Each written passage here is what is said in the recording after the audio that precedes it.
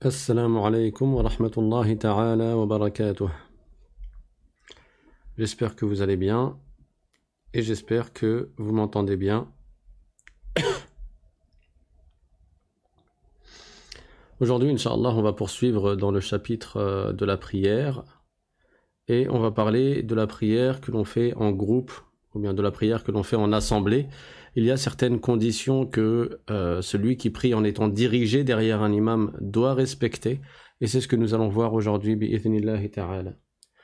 Bismillahirrahmanirrahim. Alhamdulillahi rabbil alamin wa sallallahu wa sallama ala sayyidina Muhammadin tahal amin wa ala alihi wa sahbihi at-tayyibin at-tahirin. Allahumma la sahla illa ma ja'altahu sahla وأنت يا حي يا قيوم تجعل الحزن إذا شئت سهلا اللهم علمنا ما جهلنا وذكرنا ما نسينا وانفعنا بما علمتنا وزدنا علما. La louange est à Allah, le Seigneur des mondes, et que l'honneur et l'élévation en degrés soient accordés à notre maître Muhammad sallallahu alayhi wa sallam. Nous demandons à Allah qu'il nous fasse apprendre ce que nous ignorons, qu'il nous fasse nous rappeler de ce que nous avons oublié et qu'il nous augmente en connaissance. Et nous lui demandons de nous préserver de l'état des gens de l'enfer.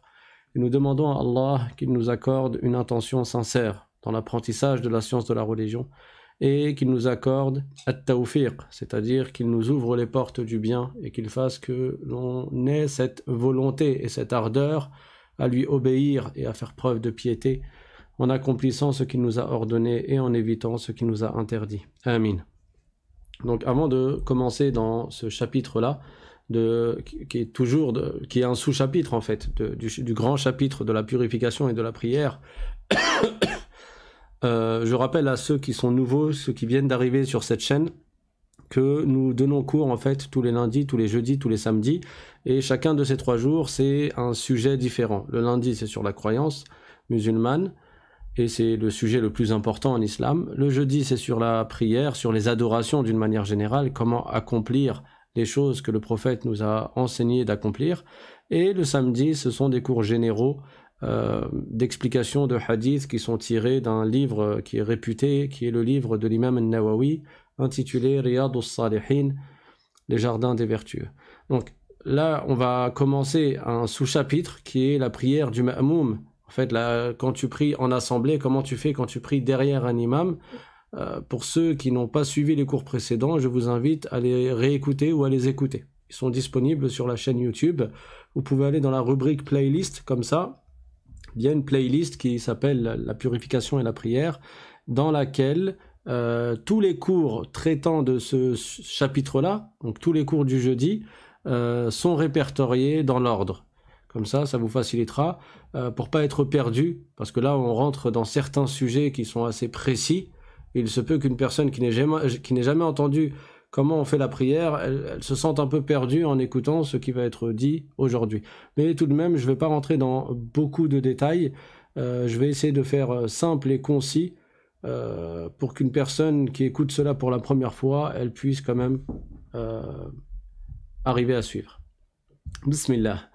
Donc la prière du ma'moum, j'ai intitulé ce chapitre ainsi, j'aurais pu l'intituler, le nommer autrement, la prière en assemblée, la prière collective, certains ils l'appellent ainsi, et d'autres lui donnent d'autres noms. En fait c'est la prière que l'on fait en groupe, donc celui qui prie dirigé derrière un imam, l'imam c'est celui qui prie devant, c'est celui qui va diriger les autres, et les ma'moum, ce sont ceux qui prient derrière l'imam. Donc leur prière, elle dépend de la prière de l'imam.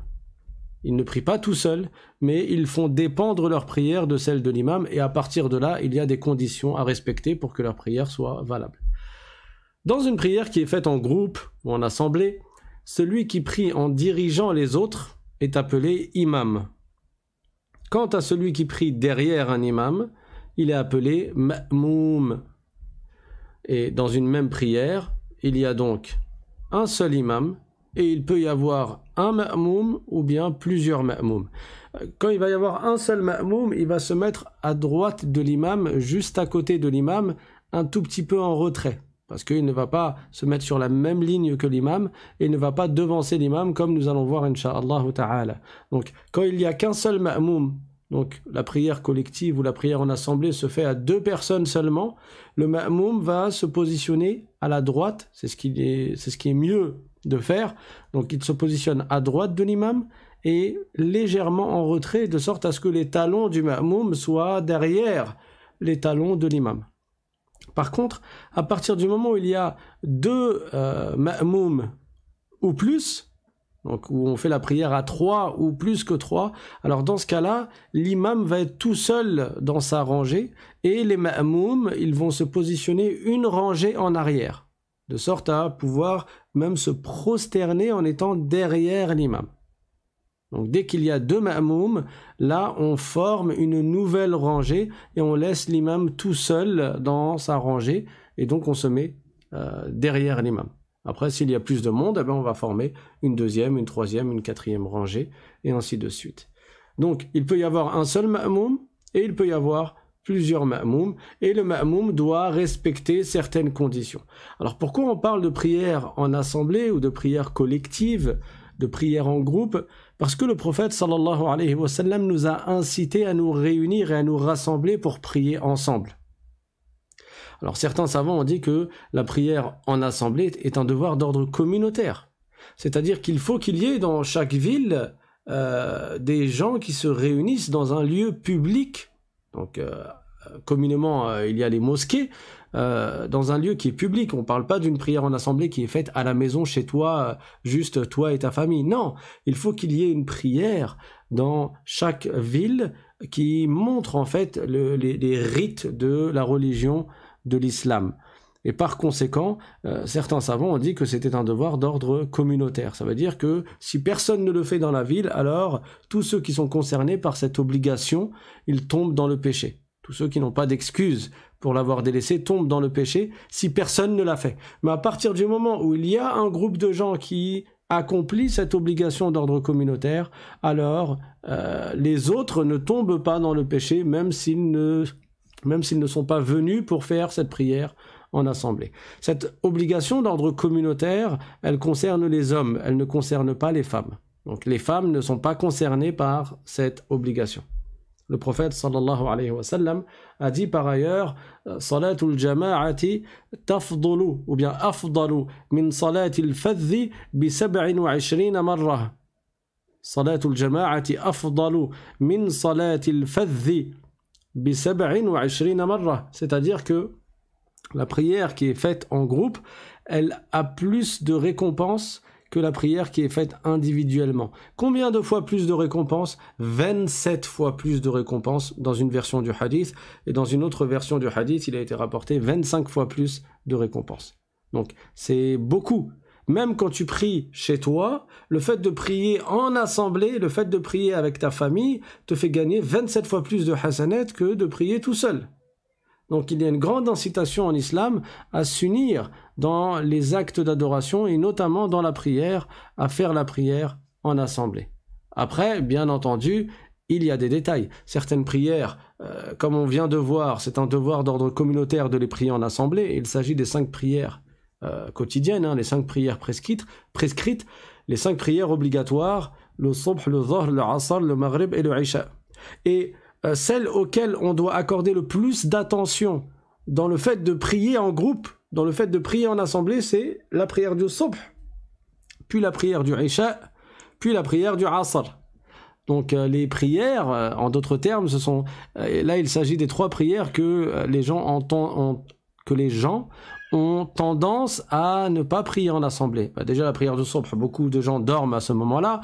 La prière du isha, les gens sont chez eux. Et la prière du asr, les gens sont occupés à essayer de gagner leur vie. Et donc, il y a un accent qui est donné sur ces 3 prières, sur le fait de les prier en assemblée.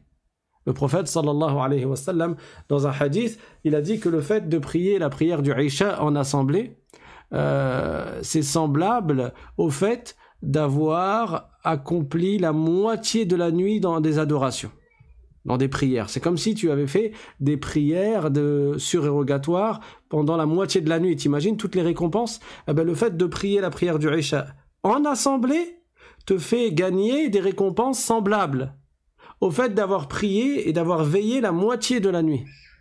Et dans la suite du hadith, le prophète sallallahu alayhi wa sallam nous apprend que celui qui prie la prière du subh en assemblée, après avoir prié la prière du Isha en assemblée, donc il a fait les deux. Il a fait la prière du Isha en assemblée et après il a fait la prière du subh en assemblée. Celui-là, c'est semblable en termes de mérite et de hasanat, c'est semblable au fait d'avoir prié et veillé toute la nuit.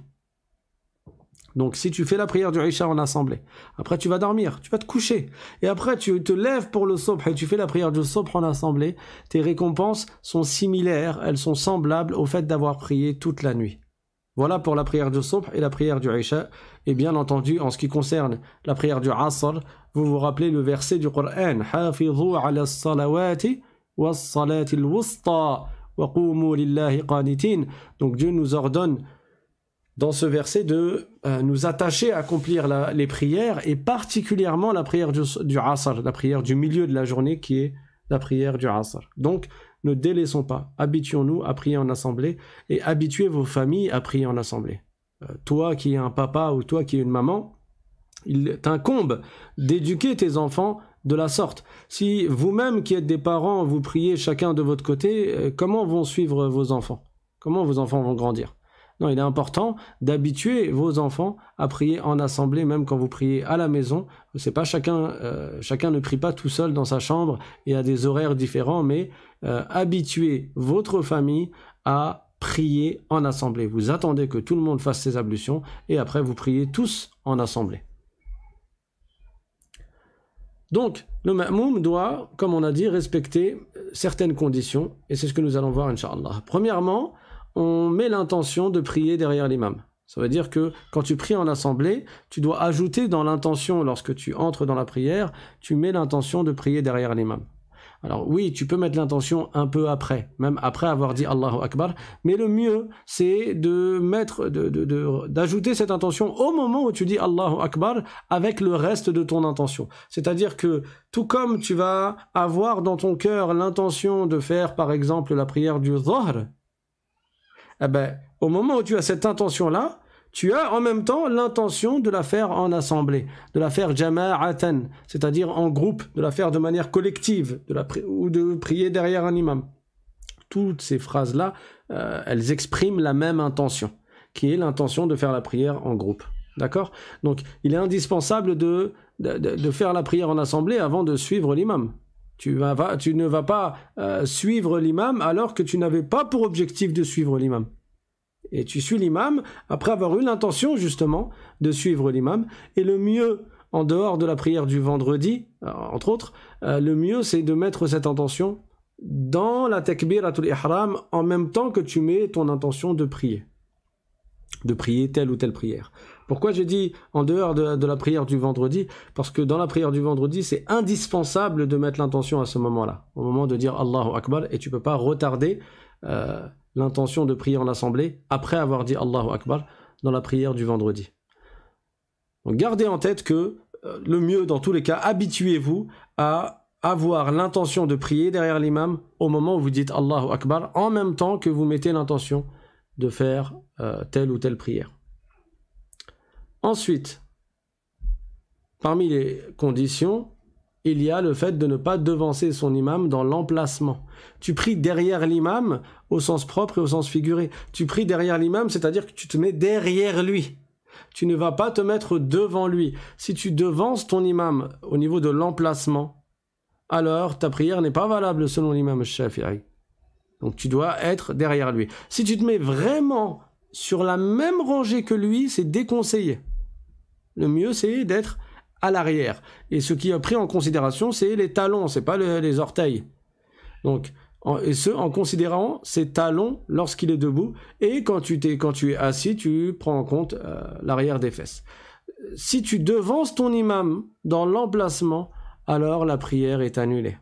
Donc on prie derrière l'imam, selon les détails que j'ai cités au début du cours. Si tu es tout seul avec l'imam, il n'y a qu'une seule personne qui prie derrière l'imam, alors tu te mets à droite, c'est mieux, et tu te mets en retrait légèrement par rapport à l'imam. Par contre, à partir du moment où vous êtes deux ma'moum, ou plus, alors là, vous allez complètement vous mettre une rangée à l'arrière. Également, il faut ne pas devancer son imam dans la formulation du takbir de l'entrée en rituel, de l'entrée dans la prière. Et à plusieurs reprises dans ta prière, tu es amené à dire Allahu Akbar. Mais il y a une fois où c'est une obligation de le dire. C'est quand? C'est au moment où tu entres dans la prière. Les autres fois, il est recommandé, c'est sunnah de dire Allahu Akbar quand tu vas t'incliner. C'est sunnah de dire Allahu Akbar quand tu te prosternes, ou quand tu t'assois après la première prosternation, ou quand tu te relèves après la deuxième prosternation. Là, c'est sunnah de dire Allahu Akbar. Dans tous ces cas de figure. Mais quand tu entres dans la prière, c'est obligatoire de dire Allahu Akbar. C'est un pilier de la prière. Et c'est à ce moment-là où tu vas mettre l'intention de faire la prière. Dans la takbiratul ihram, il n'est pas permis de la faire en même temps que l'imam ou de la faire avant l'imam. Tu dois bien attendre que l'imam a terminé de dire Allahu Akbar pour toi commencer à dire Allahu Akbar. Ni tu le devances, sinon ça invalide ta prière, ni tu le fais en même temps que lui, sinon ça invalide ta prière également. Faites bien attention à cela. J'ai déjà vu des personnes dire Allahu Akbar en même temps que leur imam. Ce n'est pas valable. Tu dois attendre que l'imam ait complètement terminé de dire Allahu Akbar pour entrer dans la prière, pour que toi, tu puisses ensuite entrer dans la prière. Sinon, ta prière en tant que ma'moum ne sera pas valable. Donc, la simultanéité dans le takbir annule également la prière. Tout comme le fait de devancer l'imam dans le takbir annule la prière. De quel takbir on parle? On parle du premier, celui avec lequel on entre dans la prière. Il est donc un devoir pour le ma'moum de reporter toute la formulation du takbir, de l'entrée dans la prière, après celle de l'imam. Maintenant, en dehors de takbiratul ihram, en dehors de ce premier takbir, de cette première récitation de Allahu Akbar qui est obligatoire, qu'en est-il des autres actes? Les autres actes dans la prière, ce qui est recommandé dedans, donc ce qui est recommandé dans les autres actes de la prière, c'est que le ma'moum débute ses actes après l'imam. Et la manière la plus complète, c'est que le ma'moum n'entame son mouvement qu'après que l'imam soit arrivé à la position en question. Par exemple, quand vous êtes en position debout et que l'imam va réciter la Fatiha et ensuite il va réciter une deuxième sourate et après il va dire Allahu Akbar pour s'incliner. Et en même temps il s'incline.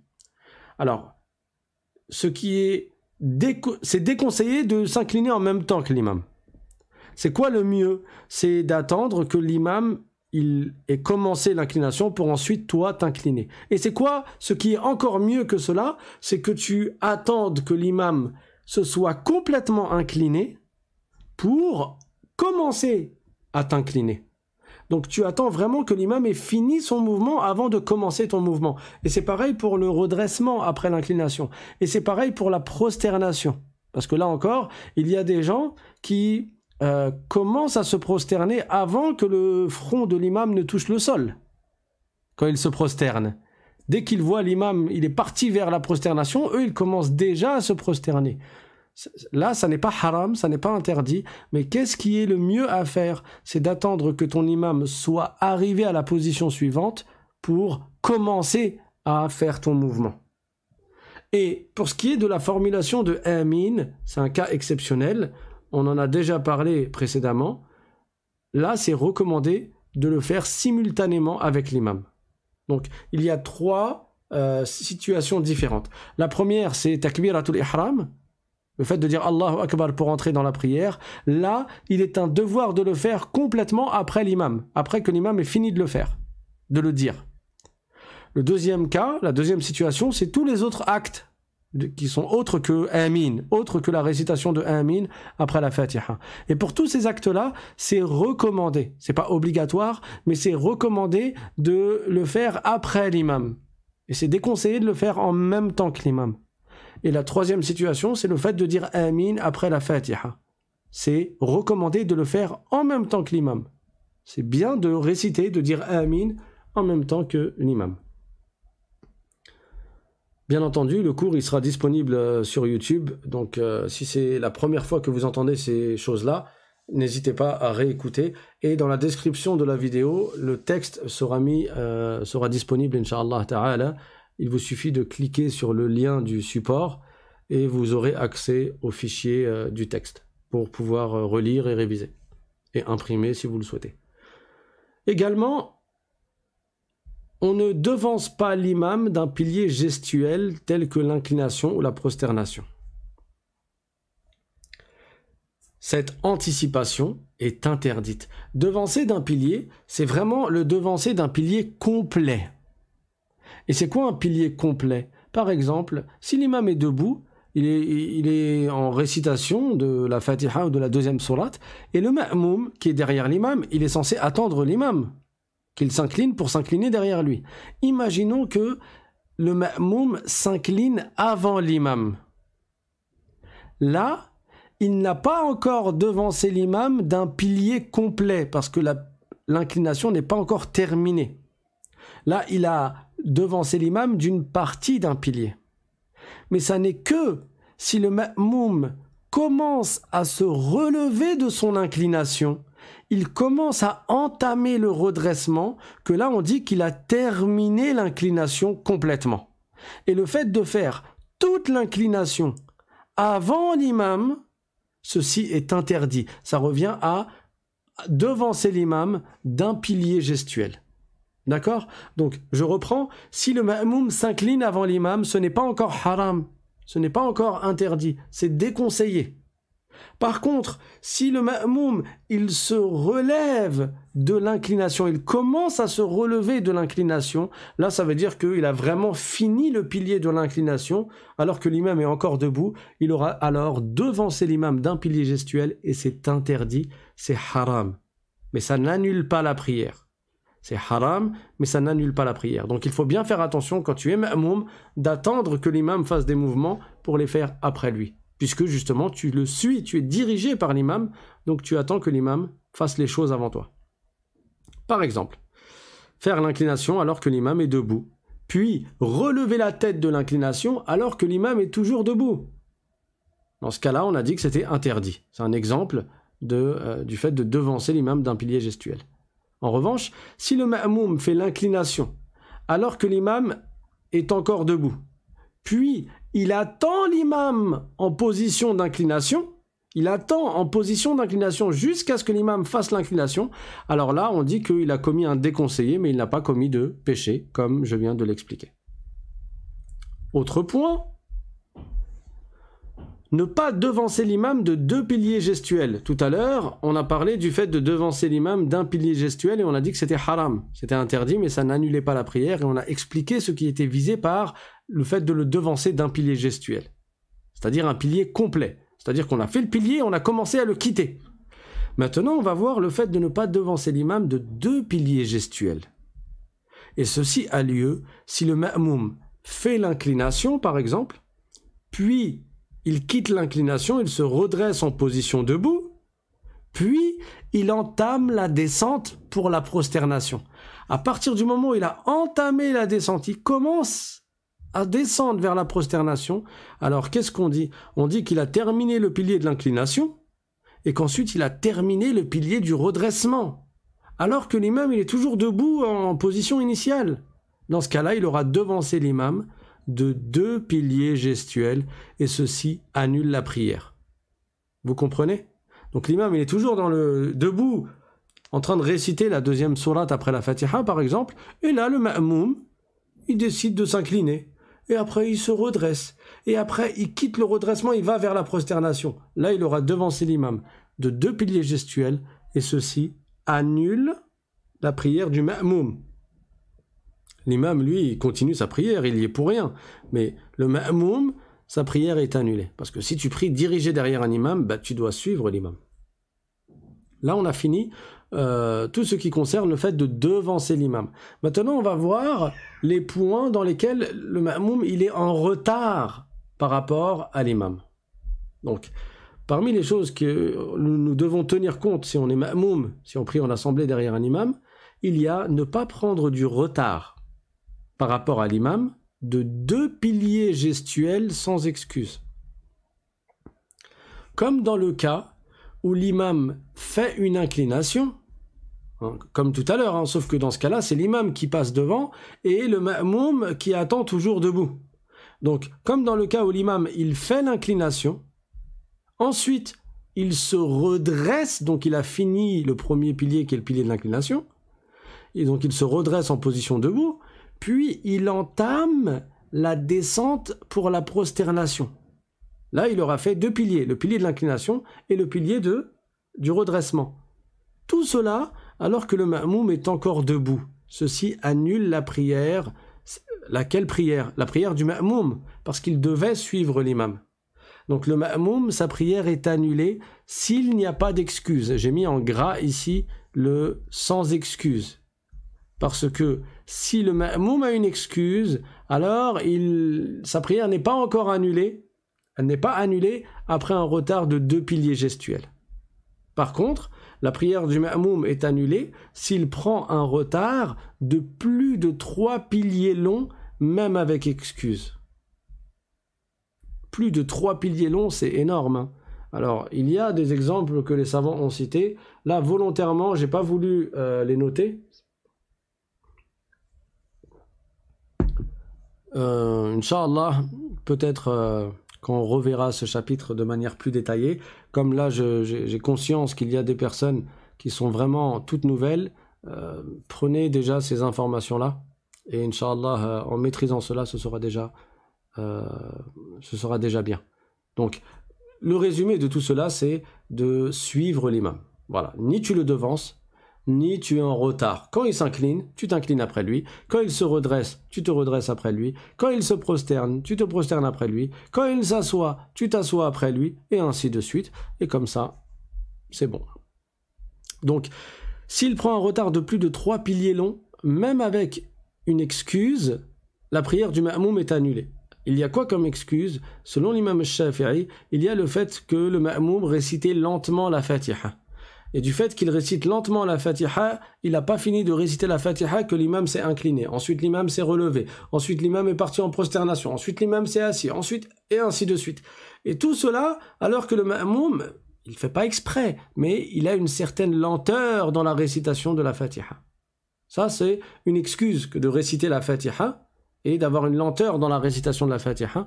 Mais tout de même, il ne faut pas être en retard de plus de 3 piliers longs, malgré l'excuse.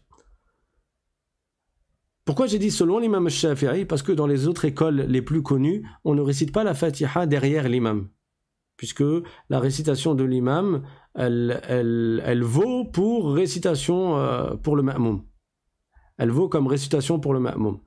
Dans l'école malikite, tu n'es pas obligé de réciter la Fatiha derrière l'imam, puisque l'imam récite la Fatiha et ta prière est liée à la sienne. Tandis que selon l'imam Shafi'i, même si l'imam récite la Fatiha, tu dois réciter la Fatiha. Voilà pourquoi j'ai donné cette précision. Également, le ma'moum doit être au courant des mouvements de son imam. Et ça, c'est logique. Comment tu veux prier derrière quelqu'un si tu ne sais pas où il en est? Ni tu le vois, ni tu l'entends, ni tu es au courant de ses mouvements, bah, tu ne peux pas prier derrière lui. Donc, tu dois absolument être au courant des mouvements de ton imam. Et ceci peut avoir lieu de plusieurs manières. Ceci a lieu soit en voyant l'imam, bah, directement, l'imam il est devant toi, mais ça n'est pas toujours le cas. Mais ceci a lieu également en voyant les gens qui prient derrière l'imam. Imagine si tu pries dans une mosquée où il y a beaucoup de rangées, et toi tu arrives un peu en retard, donc tu ne vois pas l'imam, il y a des dizaines de rangées devant toi, entre toi et l'imam. Le fait de voir la rangée qui est juste devant toi est suffisant. Parce que eux, ils suivent ceux qu'ils voient devant eux, qui suivent ceux qu'ils voient devant eux, qui suivent l'imam. Donc, c'est-à-dire qu'ils sont au courant des mouvements de l'imam, même s'ils n'ont pas vu le visage de l'imam. Toi, quand tu entres dans la prière à ce moment-là, tu mets l'intention de prier derrière l'imam de cette prière. Même si tu n'as pas su ou tu n'as pas vu qui était l'imam parce que tu étais loin derrière. Et ça, c'est quelque chose qui arrive souvent lorsqu'on est dans la mosquée. Si tu n'es pas dans la première ou dans la deuxième rangée, il est possible que tu ne vois pas l'imam. Alors, que dire si tu es dans la 20e, la 30e ou la 40e rangée? Tu ne vois pas l'imam, c'est possible, tu ne sais pas c'est qui. Mais toi, tu mets l'intention de prier derrière l'imam et tu es au courant des mouvements de l'imam par le biais des rangées intermédiaires. Et tu fais attention à ne pas devancer les gens qui sont dans les rangées devant toi. Parce que c'est eux le lien entre toi et l'imam, et donc tu ne les devances pas. Également, tu es au courant des mouvements de l'imam, tu peux être au courant des mouvements de l'imam en entendant sa voix. Si quelqu'un est aveugle, comment il fait pour être au courant des mouvements de l'imam? Ni il voit l'imam, ni il voit les gens qui sont derrière l'imam. Il est aveugle. Mais en entendant la voix, il est au courant des mouvements de l'imam, ou bien en entendant la voix de celui qui répète après lui. Dans les grandes mosquées, dans le passé, quand il y avait beaucoup de monde, il y avait un répétiteur, quelqu'un qui récitait à voix haute les mouvements pour indiquer aux gens où en est l'imam. Quand l'imam va dire Allahu Akbar, lui, il ne va pas crier. Mais il y a quelqu'un qui va réciter avec une voix plus forte. Et les gens, ils vont savoir les mouvements de l'imam par le biais de cette personne-là qui répète après l'imam. Bon, maintenant, il y a le micro. Donc, le micro de l'imam dispense. Il n'est pas nécessaire qu'une personne derrière répète après lui à voix haute si la voix de l'imam, elle parvient à tout le monde.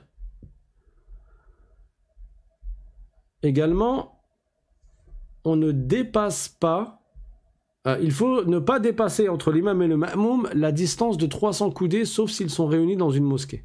Il ne faut pas que le ma'moum il soit trop loin de l'imam ou trop loin de la dernière rangée.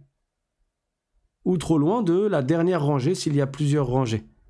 Et ça veut dire quoi, ne pas être trop loin? Il ne faut pas qu'il y ait plus de 300 coudées entre l'imam et le ma'moum, ou bien entre la dernière rangée et le ma'moum en question. Ça, c'est quand ils ne sont pas dans une mosquée. S'ils sont dans une mosquée, même s'il y a une grande distance de séparation, ça reste valable de prier derrière l'imam. Après, le mieux, c'est de se rapprocher, bien sûr. Mais ça reste valable à partir du moment où ils sont dans la même mosquée, même s'ils sont loin l'un de l'autre. Bien entendu, à condition qu'il soit au courant des mouvements de son imam. Donc, s'il y a plein de rangées, et toi, tu es dans la rangée numéro 200, supposons, il y a 200 rangées, là, tu dis pas « Ah, mais entre moi et l'imam, il y a plus de 300 coudées. » Non, parce que ce que tu prends en compte, là, c'est entre toi et la rangée qui est devant toi. C'est pas entre toi et l'imam. Et si l'imam, il est dans la mosquée, et toi, tu es à l'extérieur de la mosquée, ben là, tu prendras en compte la distance entre toi et le début de la mosquée. Entre toi et la limite de la mosquée dans laquelle se trouve l'imam, il ne faut pas qu'il y ait plus de 300 coudées. 300 coudées, c'est énorme, hein, donc ce serait assez exceptionnel que cela se produise, mais les savants l'ont cité dans leurs livres, dans les livres de jurisprudence. Également, il faut qu'il n'y ait pas entre l'imam et le ma'moum un obstacle qui empêche le passage pour parvenir auprès de l'imam, selon l'imam Shafi'i. Comme par exemple un mur. Il ne faut pas qu'il y ait un mur entre toi et l'imam. Et ça répond à la question de ceux qui me demandent « Est-ce que je peux prier en allumant la radio ?» Enfin, ça, c'était une question à l'ancienne, en allumant la radio. Mais maintenant, les gens ils disent « Est-ce que je peux prier derrière YouTube ?» ou « Est-ce que je peux prier derrière la télévision ?» Je vois qu'il y a un imam dans une mosquée qui prie, et moi, derrière la télévision, je prie derrière lui. Vous voyez bien que les conditions ici ne sont pas réunies. Premièrement, la distance. Deuxièmement, l'obstacle. Même si tu es au courant, parce que c'est en live, même si tu es au courant des mouvements de l'imam, mais il y a une distance de plus de 300 coudées entre toi et l'imam qui est dans la mosquée alors que toi tu es chez toi, et il y a des dizaines et des dizaines d'obstacles entre toi et l'imam. Un mur ou une porte fermée, c'est un obstacle qui empêche de pouvoir être dirigé par l'imam qui est derrière le mur ou bien derrière la porte. Donc il faut qu'il soit dans un même endroit. Autre condition pour prier en assemblée, il y a que le déroulement de la prière de l'imam et du ma'moum, il s'accorde. Il n'est donc pas valable de prier le subh en étant dirigé par quelqu'un qui effectue une prière funéraire. Il faut que d'une manière générale, dans les grands axes de la prière, les grands mouvements, il n'y ait pas une différence flagrante entre la prière du ma'moum et la prière de l'imam dans le déroulement de la prière. Or, la prière funéraire, c'est une prière qui est particulière et qui ne comporte pas d'inclination ni de prosternation. Quand on fait une prière funéraire, salatul jinazah, on la fait debout, on reste debout. et on va dire 4 fois Allahu Akbar, on récite des choses entre les différentes takbiras, et après on va passer le salam. Mais il n'y a pas d'inclination dans la prière funéraire. Il n'y a pas de prosternation. Donc comment peux-tu faire une prière du subh derrière quelqu'un qui fait une prière funéraire? Ben, tu peux pas. Ça n'est pas valable. Tout comme tu ne peux pas faire une prière funéraire derrière quelqu'un qui fait une prière du subh. Et j'ai dit subh, mais c'est valable pour chacune des 5 prières de la journée. Tu ne peux pas rassembler entre 2 personnes, une qui prie une prière, une des 5 prières, subh, dhahr, asr, maghrib, isha, et une autre qui prie une prière funéraire. Ça n'est pas possible. Par contre, selon l'imam Shafi'i, tu peux prier, même si c'est déconseillé, tu peux prier le dhahr derrière quelqu'un qui fait le asr. Mais c'est déconseillé chez l'imam Shafi'i. Et selon d'autres écoles, tu ne peux pas faire cela. Mais selon l'imam Shafi'i, c'est considéré comme ayant le même déroulement dans la prière, même s'il n'y a pas le même nombre de rak'a. Selon l'imam Shafi'i, c'est valable de faire la prière de Maghrib derrière quelqu'un qui fait la prière du Isha.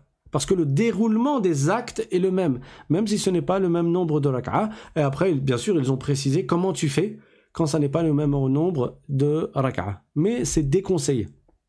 C'est déconseillé de prier derrière quelqu'un qui ne prie pas la même prière que toi. À condition que le déroulement de la prière soit identique, soit similaire. Contrairement à la prière funéraire, par exemple, ou la prière de l'éclipse, qui comporte 2 inclinations par raka'a. Dans une même raka'a, la prière de l'éclipse, on fait 2 inclinations. Inch'Allah, on le verra plus tard. Également, ne pas se distinguer de l'imam par un acte recommandé, sunnah, quand la différence de pratique est trop grande. Comme dans le cas où l'imam délaisse le premier tashahhud et que le ma'moum s'assoit pour l'effectuer. Ça n'est pas permis pour le ma'moum.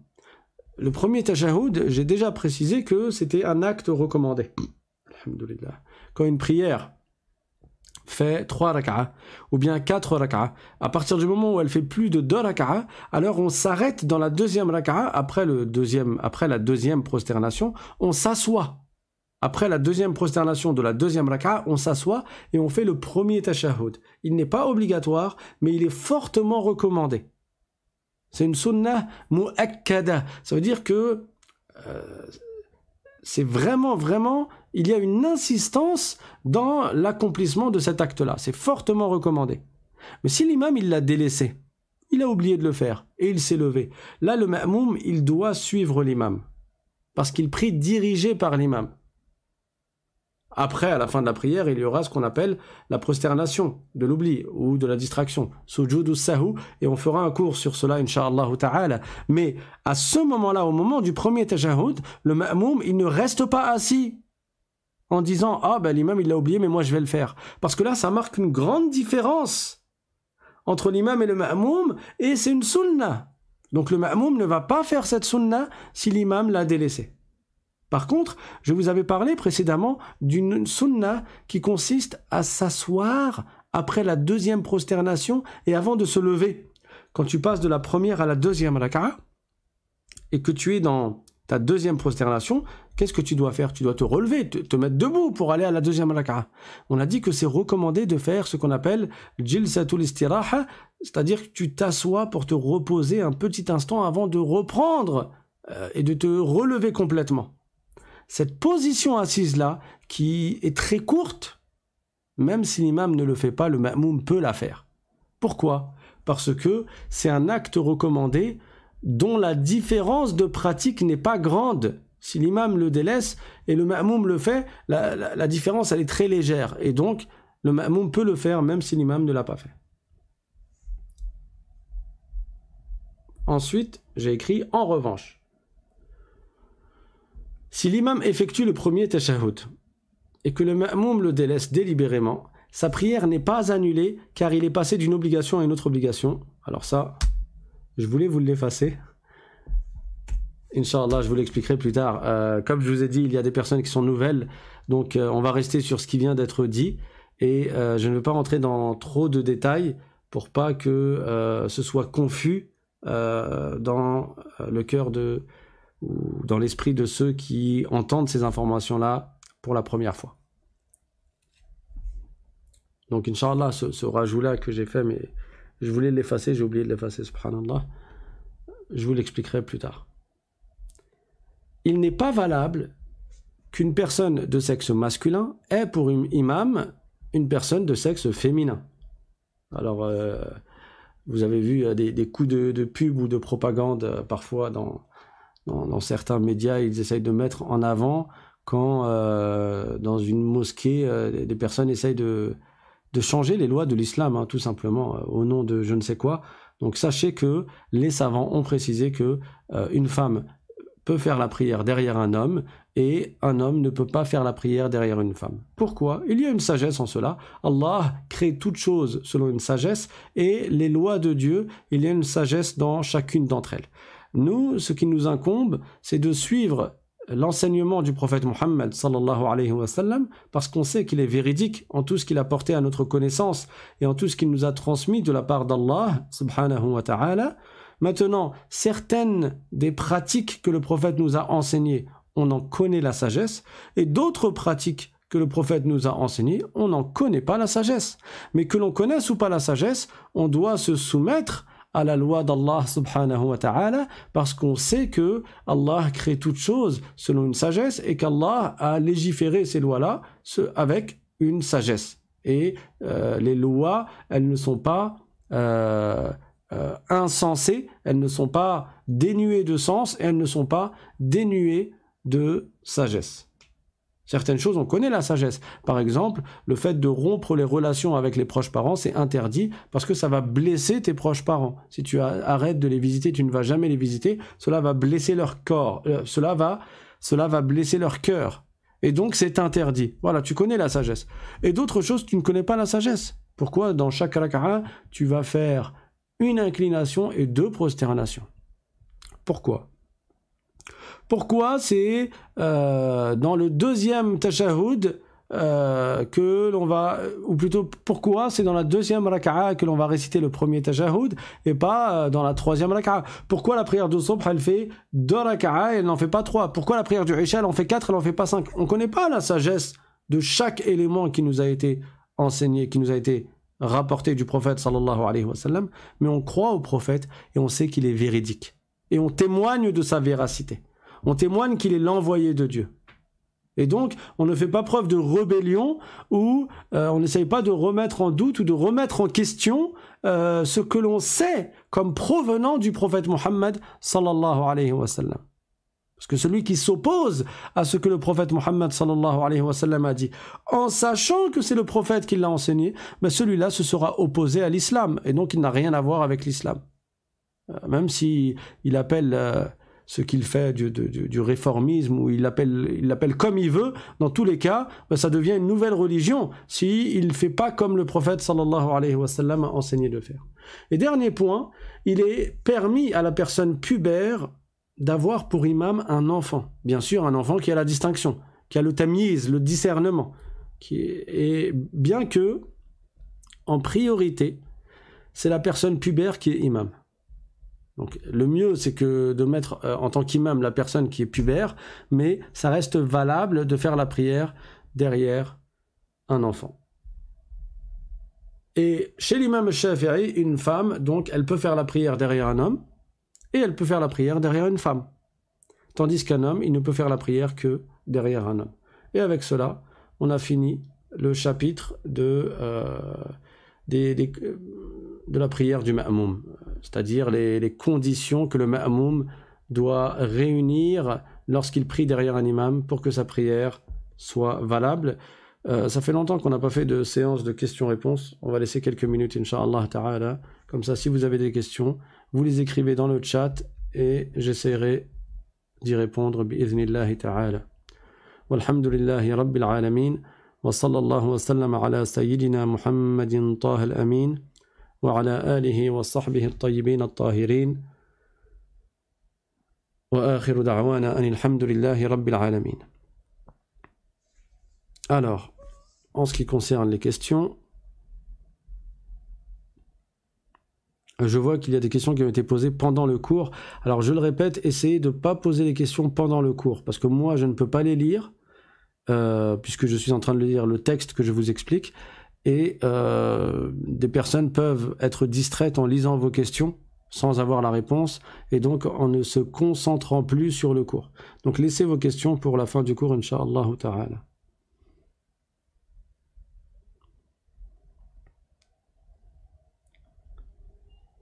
Alors il y a une question, Assalamu alaikum, pouvez-vous avoir un canal Telegram afin de transférer les cours pour que ceux qui n'ont pas pu suivre le cours sur YouTube dans les pays pauvres puissent? Mon frère, c'est toi qui avais posé la question il y a 2 semaines, je crois, et depuis que tu as posé la question, on a fait un canal Telegram. Donc il y a un canal Telegram qui s'appelle l'Islam simplement. Inch'Allah, le lien va vous être mis. Et vous avez accès au canal. Après, dedans, il y a les liens des cours. Oui, il y a les liens des cours et il y a plus encore. Ça veut dire qu'on vous met... Dans certains cours, parfois, je cite certaines paroles à réciter. On vous met ces paroles, on vous met le texte dans le canal Telegram et je vous enregistre également un audio pour que celui qui veut apprendre par cœur, il puisse apprendre par cœur également. Il suffit de répéter l'audio, de mettre l'audio en boucle et de répéter derrière.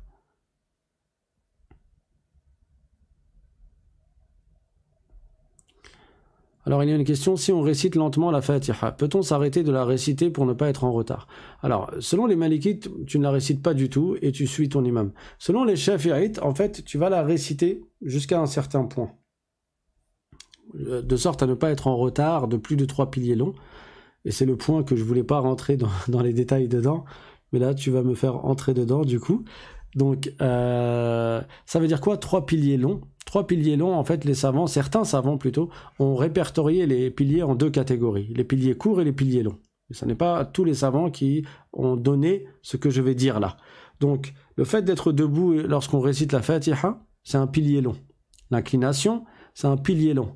La prosternation, c'est un pilier long. Et la position assise pour le tashahhud, le dernier tashahhud, c'est un pilier long.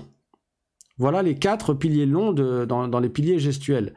Et il y a 2 piliers courts, selon certains savants, ce sont le redressement, donc après l'inclination, le redressement qui est là pour séparer entre l'inclination et la prosternation, et la position assise qui a lieu entre les 2 prosternations et qui est là pour séparer justement entre les 2 prosternations. Donc à partir du moment où il y a eu plus de 3 piliers longs, la personne est en retard de plus de 3 piliers longs, ça veut dire quoi? Ça veut dire que l'imam, il s'est incliné, ça c'est un pilier long. Après, il s'est redressé, c'est un pilier court, okay, on ne compte pas cela. Ensuite, il a fait une première prosternation, c'est un pilier long. Ensuite, il s'est assis entre les 2 prosternations, c'est un pilier court. Ensuite, il a fait une deuxième prosternation, c'est un pilier long. Donc là, on en est à quoi? À 3 piliers d'avance. Ça veut dire que le ma'moum, il a 3 piliers de retard. Le fait d'être en retard de plus de 3 piliers, donc c'est pas 3 piliers, c'est plus que 3 piliers, alors là, ça va annuler la prière du ma'moum. Donc qu'est-ce qu'il doit faire? À partir du moment où l'imam se relève de la deuxième prosternation, soit pour aller en position assise pour le tashahhud, soit pour aller en position debout pour la raka'a suivante, alors le ma'moum, qu'est-ce qu'il fait? Il arrête d'être dans la raka'a dans laquelle il est, et il suit immédiatement l'imam, en sautant les mouvements qu'il y a entre lui et l'imam. Il passe directement à l'endroit où est l'imam. Donc si l'imam s'est assis pour le tashahhud, là le ma'moum, de la position debout, il arrête la Fatiha et il va directement en position assise pour suivre l'imam. Et après la prière, après la fin de la prière de l'imam, il rajoutera une raka'a. Et si l'imam, après la deuxième prosternation, il se lève complètement pour la raka'a suivante, il n'y avait pas de tashahhud, hein, c'est entre la première et la deuxième raka'a par exemple, alors là le ma'moum il est déjà debout, qu'est-ce qu'il fait? Eh ben, il met l'intention dans son cœur de suivre l'imam dans cette nouvelle raka'a. Il considère qu'il est maintenant dans la raka'a suivante. Il ne passe pas par les mouvements que l'imam a fait, mais il passe directement là où l'imam il est. Sauf que là, l'imam, il s'est mis en position debout, il met l'intention d'être dans la position debout de la raka'a suivante comme l'imam. Et après, ben, il rajoutera une raka'a après le salam de l'imam. Et s'il ne fait pas cela, alors sa prière est annulée parce qu'il aura été en retard de plus de 3 piliers longs sans excuse valable. Mais s'il réussit à finir sa Fatiha avant cela, alors là, ben, il poursuit le cheminement normal de la prière jusqu'à rattraper l'imam. Voilà, j'espère que c'était clair. Voilà, c'est les détails que j'avais omis de préciser lors du cours. Il y a une question de Serge. Est-ce que tu peux nous dire quels sont les sunnah mu'akkada STP? Alors, les sunnah mu'akkada dans la prière, on va y venir, Inch'Allah, quand on parlera de la prosternation de l'oubli. Sujud sahou, la prosternation de la distraction. Dans ce chapitre-là, on va parler des sunnah mu'akkada, parce qu'il y a un détail qui concerne justement les sunnah mu'akkada et qui ne concerne pas les autres sunnah qu'on appelle aussi les hay'a.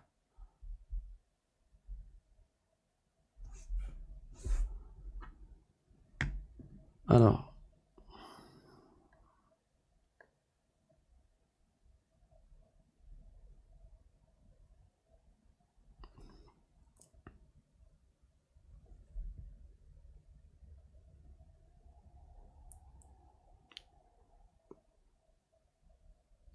il y a une question, assalamu alaikum, une femme derrière une femme sur la même rangée. Je pense que ta question, elle manque de verbes et de... Essaye de la compléter, ta question. Barakallahu fik. Je ne suis pas sûr de l'avoir comprise.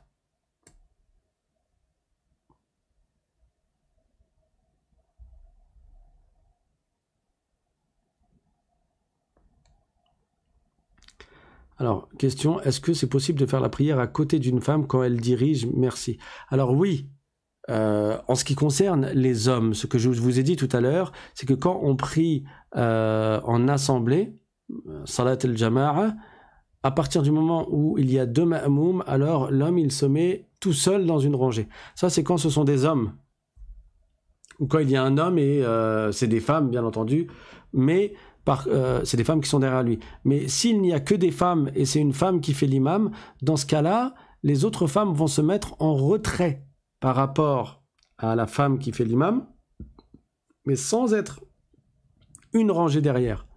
En fait, elles vont se mettre comme quand un ma'moum fait la prière tout seul derrière un imam. Elles vont se mettre vraiment en retrait de sorte à ce que leur talon soit à l'arrière, derrière le talon de l'imam, mais tout en étant dans la même rangée. Et la femme imam, elle va se mettre au milieu de la rangée. Il y a une question...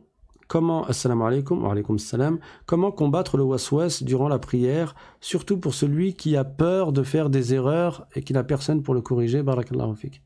Une des meilleures façons de combattre le waswas, c'est d'apprendre.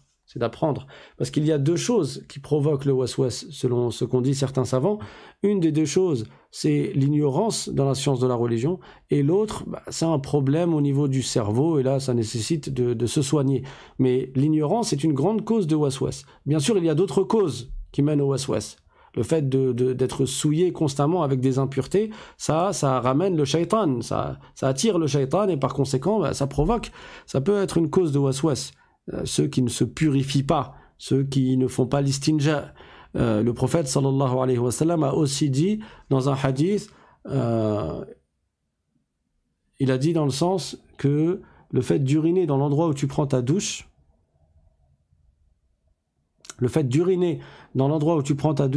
ça, c'est une des plus grandes causes du waswas. Il a dit فَإِنَّ عَامَّةَ الْوَسْوَاسِ مِنْهُ, c'est-à-dire c'est la majorité du waswas provient de cela. Donc il y a des causes que l'on doit s'abstenir de faire pour que le shaitan soit éloigné de nous. Entre autres également le fait de manger de la main gauche, parce que ça renforce ton qarin contre toi. Ça t'affaiblit face à ton qarin. Ton qarin, c'est le shaitan qui est avec toi et qui t'envoie des suggestions, des mauvaises suggestions. Donc, en ce qui concerne ta prière, là, étant donné que tu m'as dit que tu as personne pour te corriger, il faut absolument que tu trouves quelqu'un pour te corriger afin d'être sûr que ta prononciation soit correcte. À partir de là, à partir du moment, le prophète sallallahu alayhi wa sallam, il a dit talabul ilmi faridatun ala kulli muslim. Apprendre la science de la religion, c'est un devoir pour chaque musulman. Et dans un hadith qui est certes da'if, mais qui est quand même utile à savoir, il a dit utlubul ilma walau fi as-sin, walau bis-sin. Ça veut dire apprenez la science de la religion, même si la science est en Chine. même si cela nécessite de voyager jusqu'en Chine, et le prophète vivait en Arabie, il a dit cela à ses compagnons, même si apprendre la science exige de vous de voyager jusqu'en Chine, eh ben, allez voyager jusqu'en Chine pour l'apprendre. Au point que une femme, il lui est permis de voyager même sans mahram, dans le cas où elle n'a pas de mahram disponible, il lui est permis de voyager même sans mahram pour apprendre la science de la religion qui est indispensable, qui est obligatoire, dans le cas où il n'y a personne qui peut lui enseigner dans la région où elle habite. Donc c'est vous dire à quel point c'est important d'apprendre la science de la religion. Mais dès que tu as appris à te corriger, comment faire pour rejeter le waswas? On en a déjà parlé précédemment. Il y a entre autres le fait de faire beaucoup de dhikr. Parce que à chaque fois que tu vas évoquer le nom d'Allah, le shaitan qui se rapproche de ton cœur pour t'insuffler dans ton cœur des mauvaises idées, il s'éloigne de ton cœur quand tu évoques le nom d'Allah.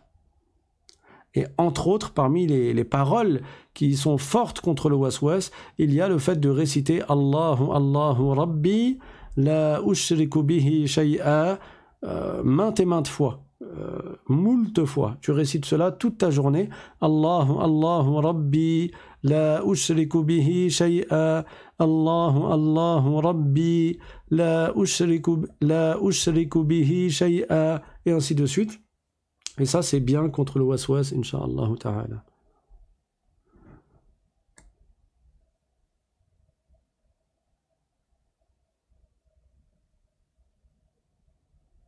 Alors, il y a une question. Quelqu'un qui dit Assalamu alaikum, j'espère avoir compris, incha'Allah, mais donc dans les prières de 2 raka'a, il est sunnah de réciter le premier tashahhud? Non, dans la prière de 2 raka'a, il n'y a pas de premier tashahhud, puisque dans ta deuxième raka'a, tu vas directement faire le dernier tashahhud. Il n'y a qu'un seul tashahhud à faire, c'est celui de la deuxième raka'a, et c'est le dernier, il n'y a pas de premier. Enfin, c'est le premier et le dernier, mais ça n'est pas le tashahhud sunnah là, c'est le tashahhud obligatoire. Et du coup, après avoir fait le tashahhud, tu vas faire salat al-ibrahimiyya. Mais salat al-ibrahimiyya, c'est surérogatoire, ça n'est pas obligatoire. Salat al-ibrahimiyya, c'est ce que tu récites après le dernier tashahhud dans la dernière raka'a. C'est recommandé, c'est une sunna mu'akkada.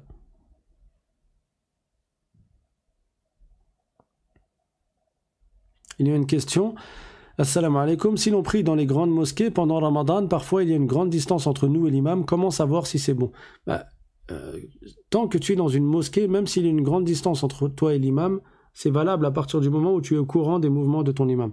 Maintenant, ce que tu prends en compte, c'est la distance qu'il y a. Alors, il n'y a pas de distance de toute façon dans la mosquée. Il n'y a pas de distance à prendre en compte. Mais dans le cas où si tu es en dehors de la mosquée, toi, tu dois prendre en compte la distance entre toi et la porte de la mosquée.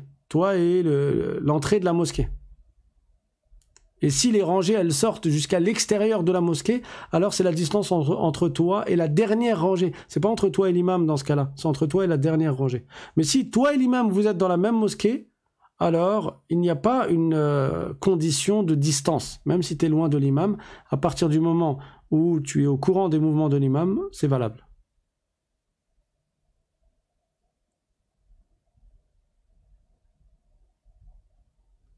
Alors oui, les cours sont enregistrés, comme je l'ai dit précédemment, dans les diverses playlists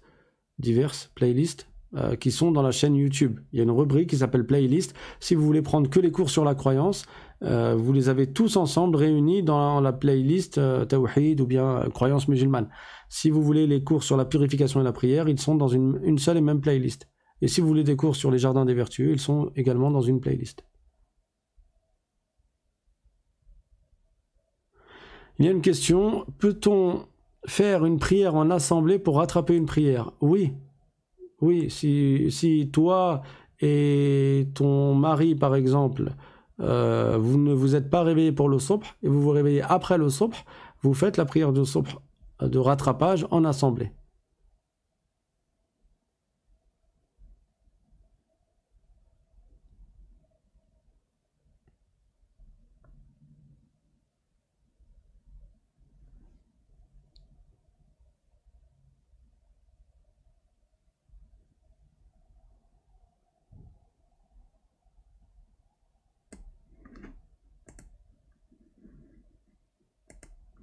Alors.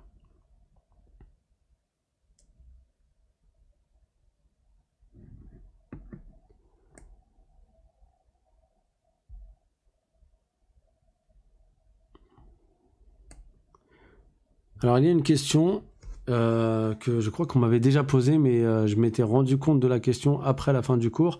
C'est si quelqu'un passe devant toi, est-ce que ça annule ta prière? Non, ça n'annule pas ta prière si quelqu'un passe devant toi. Maintenant, quand toi tu fais la prière, il convient que tu mettes un obstacle entre toi.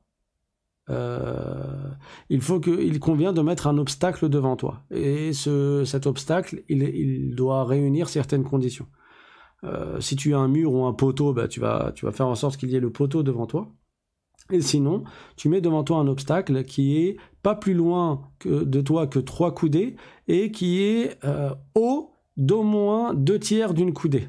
Donc il faut qu'il soit à hauteur de 2 tiers d'une coudée minimum et qu'il ne soit pas plus loin que 3 coudées par rapport à toi. Et à partir du moment où cet obstacle a été mis, il n'est pas permis pour quelqu'un de venir marcher entre toi et l'obstacle. Alors s'il n'y a pas de poteau et il n'y a pas d'objet, il n'y a pas une chaise que tu peux mettre devant toi, dans ce cas-là, même ton tapis de prière, il va délimiter et la personne ne va pas passer devant toi, entre toi et cet obstacle. Et s'il passe, tu l'empêches. Tu vas mettre ton bras pour l'empêcher de passer. Mais s'il le fait quand même, toi, ça n'annule pas ta prière. Ça n'annule pas ta prière. Et c'est haram de passer entre celui qui prie et l'obstacle à condition qu'il y ait un obstacle. Ça veut dire que si la personne n'a mis aucun obstacle devant elle et quelqu'un passe devant elle quand elle prie, là c'est la personne qui est passée devant n'a pas commis de péché parce qu'il n'y avait pas eu d'obstacle. Donc, il est interdit de passer entre toi et l'obstacle à partir du moment où il y a un obstacle. Le prophète sallallahu alayhi wa sallam a dit dans un hadith que si la personne savait le châtiment qu'elle méritait à passer devant celui qui prie, entre celui qui prie et l'obstacle, alors elle aurait préféré attendre 40 ans plutôt que de passer devant. Ça montre que c'est gravissime de passer devant quelqu'un qui fait la prière, si il y a un obstacle devant lui. Sinon, ça n'est pas haram de passer devant lui.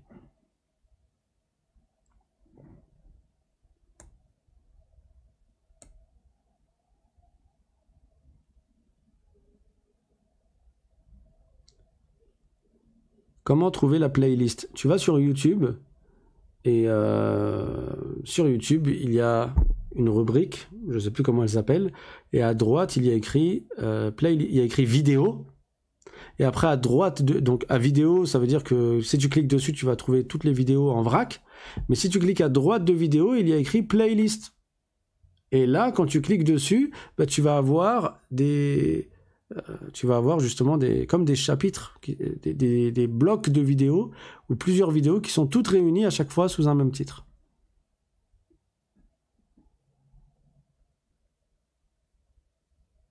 Il y a une question expliquée du cas du tapis sans obstacle. Si tu n'as pas de mur devant toi, tu n'as pas de chaise devant toi, tu n'as rien que tu peux mettre en tant qu'obstacle devant toi, et tu as un tapis de prière, et tu mets ton tapis de prière, et tu fais la prière avec ton tapis de prière, c'est considéré comme un obstacle. Donc la personne ne va pas marcher sur ton tapis de prière, mais elle va soit aller plus loin devant, soit elle va passer derrière toi.